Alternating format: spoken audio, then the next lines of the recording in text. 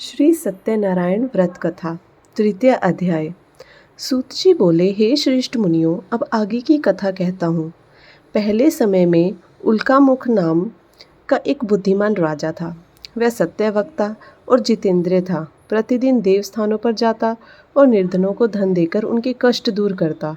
उसकी माता कमल के साथ मुखवाली तथा सती साध्वी थी। भद्रशिला नदी के तट पर उन दोनों ने सत्यनारायण भगवान का व्रत किया। उसी समय साधु नाम का एक वैश्य आया।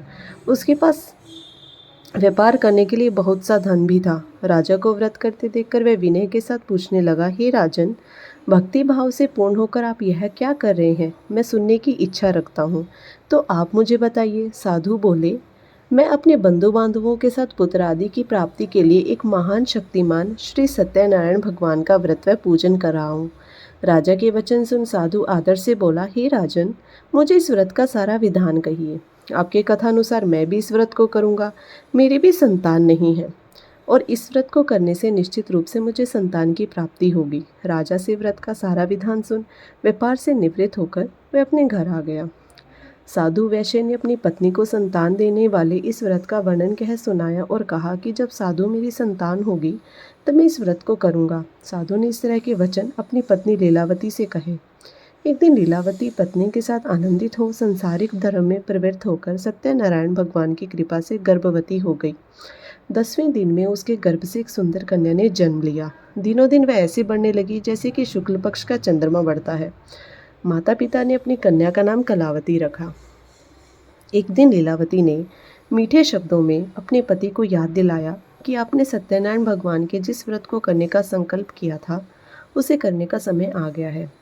आप इस व्रत को करिए। साधु बोले, हे प्रिय, इस व्रत को मैं उसके विवाह पर करूँगा। इस प्रकार अपनी पत्नी को आश्वासन देकर वह नगर को चला गया। कलावती पिता के घर में रह वृद्धि को प्राप्त हो गई। साधु ने एक बार नगर में अपनी कन्या को सखियों के साथ देखा तो तुरंत ही दूत को बुलाया और कहा, मेरी कन्या के योग्य वर देखकर आओ। साधु की बात सुनकर दूत कंचन नगर में पहुंचा और वहां देखभाल कर लड़की के सुयोग्य वाणिक पुत्र को ले आया। सुयोग्य लड़के को देख साधु ने बंधु बांधवों को बुलाकर अपनी पुत्री का विवाह करा दिया। लेकिन दुर्भाग्य की बात यह है कि साधु ने अभी भी सत्यनारायण भगवान का व्रत नहीं किया। इस पर श्री भगवान क्रोधित हो गए और श्राप दिया कि साधु को अत्यधिक दुख मिले। अपने कार्य में कुशल साधु बनिया जमाई को लेकर समुद्र के पास स्थित होकर रत्नासारपुर नगर में गया। वहां जाकर दामाद ससुर दोनों मिलकर चंद्रकेतु राजा के नगर में व्यापार करने लगे। एक दिन भगवान सत्यनारायण की माया से एक चोर राजा का धन चुराकर भाग रहा था। उसने राजा के सिपाहियों को अपना पीछा करते देख चुराया हुआ धन वहां रख दिया जहां साधु अपने जमाई के साथ ठहरा हुआ था।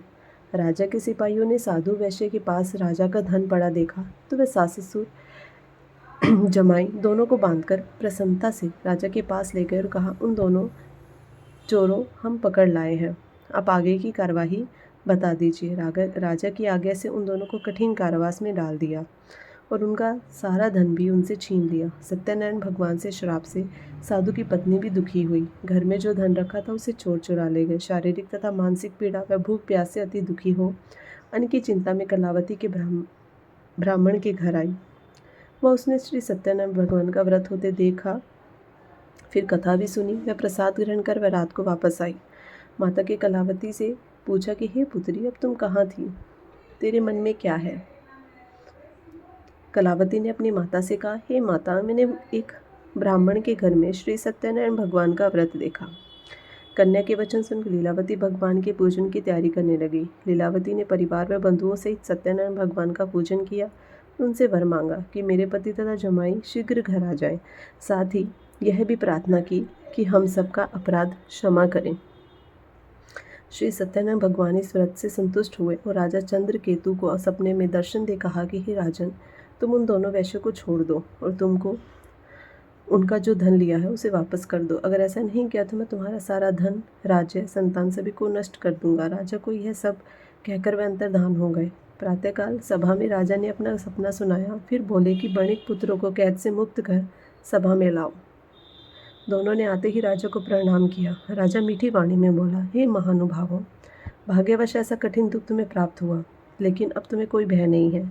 ऐसा कह राजा ने उन दोनों को नए वस्त्राभूषण भी पहनाए और जितना धन उनका लिया था उनसे दुगना वापस कर दिया। दोनों वैश्य अपने घर चले गए।